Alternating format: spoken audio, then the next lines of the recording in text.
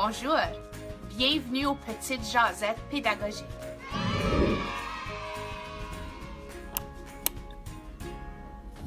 Bonjour et bienvenue à la Petite Jasette, une édition tout à fait spéciale avec des hommes d'un peu partout dans la province qui travaillent dans le domaine de la petite enfance. Donc, bienvenue à vous et merci beaucoup d'être là ce soir. Merci, Mélanie. Merci. Donc, j'aimerais prendre les premières minutes de cette entrevue pour apprendre à vous connaître un peu. Donc, si vous pouvez vous présenter à tour de rôle, nous dire un peu où vous vous retrouvez en province et qu'est-ce que vous faites? Quel est votre rôle ou votre titre dans le domaine de la petite enfance? Bonsoir, donc je suis Laurent Wery, je suis facilitateur pédagogique pour l'AFCO. Donc, depuis juin 2020, je crée et je donne des formations avec mes collègues pour toutes les personnes francophones qui travaillent avec les jeunes enfants dans la province.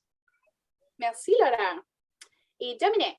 Mon nom est Dominique Germain, je suis professeur en éducation à l'enfance. J'habite Ottawa, mais je travaille au Québec, donc je suis professeur au Collège Montmorency à Laval. Bonjour, je m'appelle Ibrahima, j'habite à Toronto.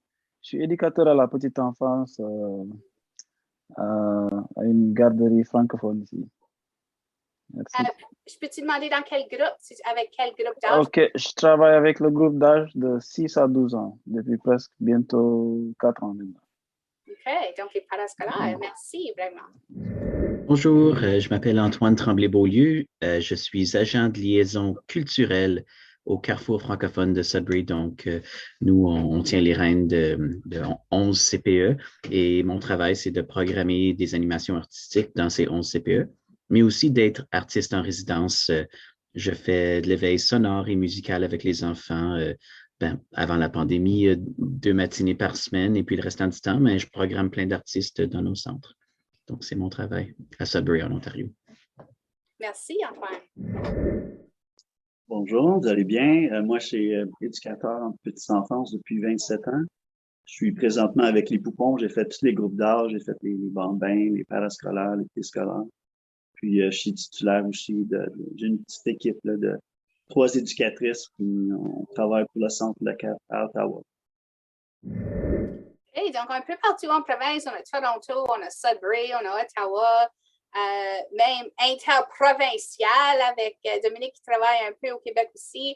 Donc, c'est vraiment le fun de vous avoir un groupe qui représente une belle diversité, mais qui, vous avez toutes eu tellement des belles expériences, puis comme tellement d'années d'expérience autour de la table ce soir. Question pour ouvrir le sujet, c'est qu'est-ce qui vous a amené à vous intéresser et à vous lancer dans le domaine de la petite enfance?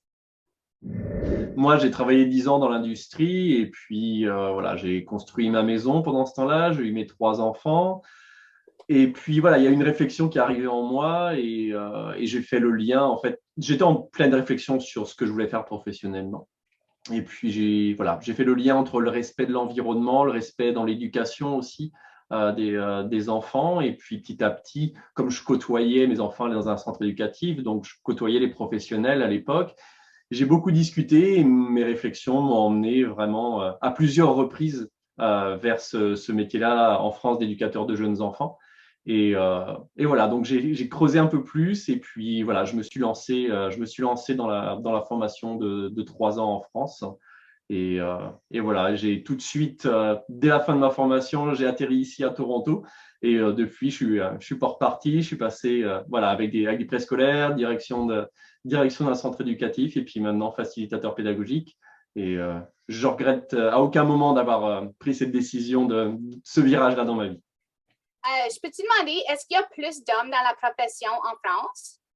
Non, je pense que ça, c'est quelque chose qui est un peu partout pareil, malheureusement, c'est qu'on est très rare dans les milieux de la petite enfance.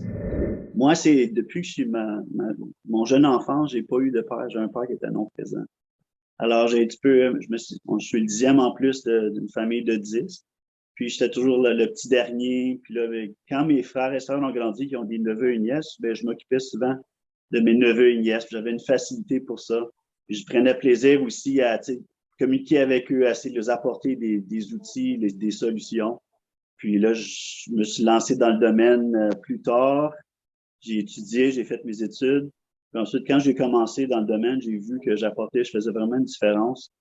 Aussi, la chimie entre les femmes, les hommes, je m'arrangeais toujours très bien avec mes sœurs, puis mes nièces. Alors, c'est ça, juste la chimie entre les éducateurs et éducatrices, ça faisait une complicité. Juste le fait de rajouter un homme avait une différente dynamique des fois dans les groupes, mais ça aide les jeunes à avoir un autre aspect ou d'autres façons de voir les choses, puis ça les aide à grandir.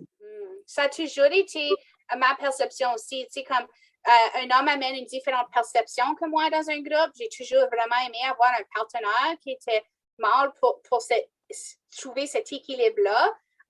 Puis, on a comme différents talents et différentes façons de faire les choses qui complètent l'environnement. Je peux continuer. En fait, moi, j'ai étudié dans le domaine quand c'était le temps d'aller au cégep. C'était au Québec. Et puis, j'ai choisi tout de suite éducation en service de garde, comme ça on appelait ça dans ce temps-là, parce que j'étais intéressé beaucoup par la psychologie du développement. C'est ce qui me fascinait.